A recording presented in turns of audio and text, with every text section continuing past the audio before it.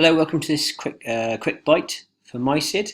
In this section I'm going to look at the financial monitoring and see how it's displayed, how the information is input, and also some of the outputs that we can pull out of the section. So if we click on the financial monitoring section, obviously if you've seen it before, you'll know that it's got the two sections.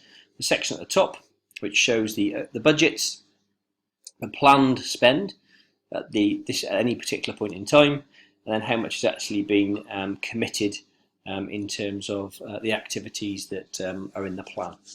So in terms of PDG here, you can see the total allocation is 25,000, and so far in the activity plan only 150 has been allocated, leaving an unplanned spend of 24,850.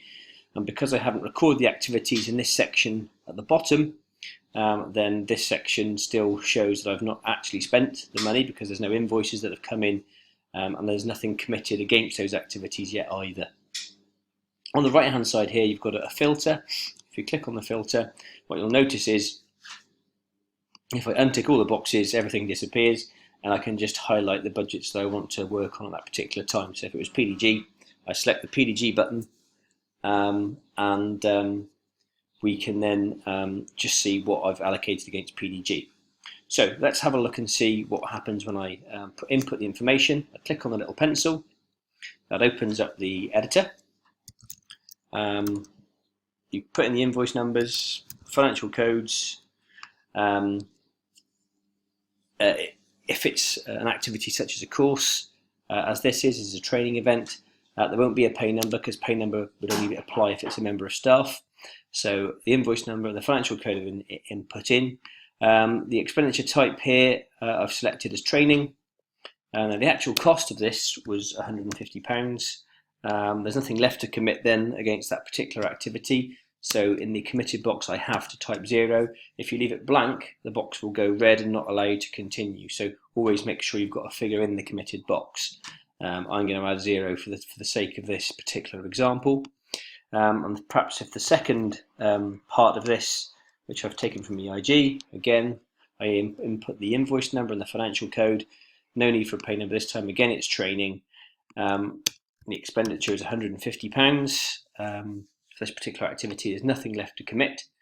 What I then do is click on Done, and you'll see what's happened is I've got nothing remaining. Everything's been spent for that particular activity. You'll also notice at the top of the screen here, the actual expenditure against PDG is now 150 and EIG is 150, so the grant remaining has reduced, okay, as we go through. And that's that really in terms of inputting information. You just then put as the activities are added, and each activity will have a unique identification number. You simply go through and add in that information. This bar across the top of the screen will remain static. Therefore, when you scroll down the screen, you won't lose this bar, so you can see what headings you're working against. So two other things to point out here. Firstly, the two different reports. The download financial budget report.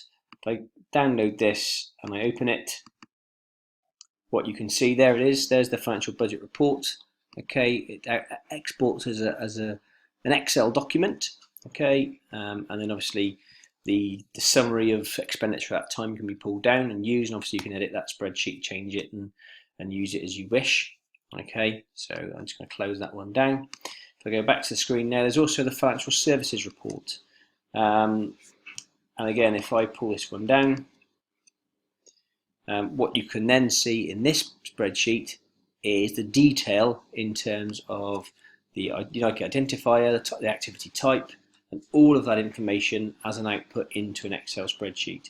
Obviously, you can then edit that, run some analysis, do whatever you like in terms of the output from that document. So those two documents are their output from the system in terms of those activities. So that's the financial services, that's the financial monitoring section of the system. Thank you for watching.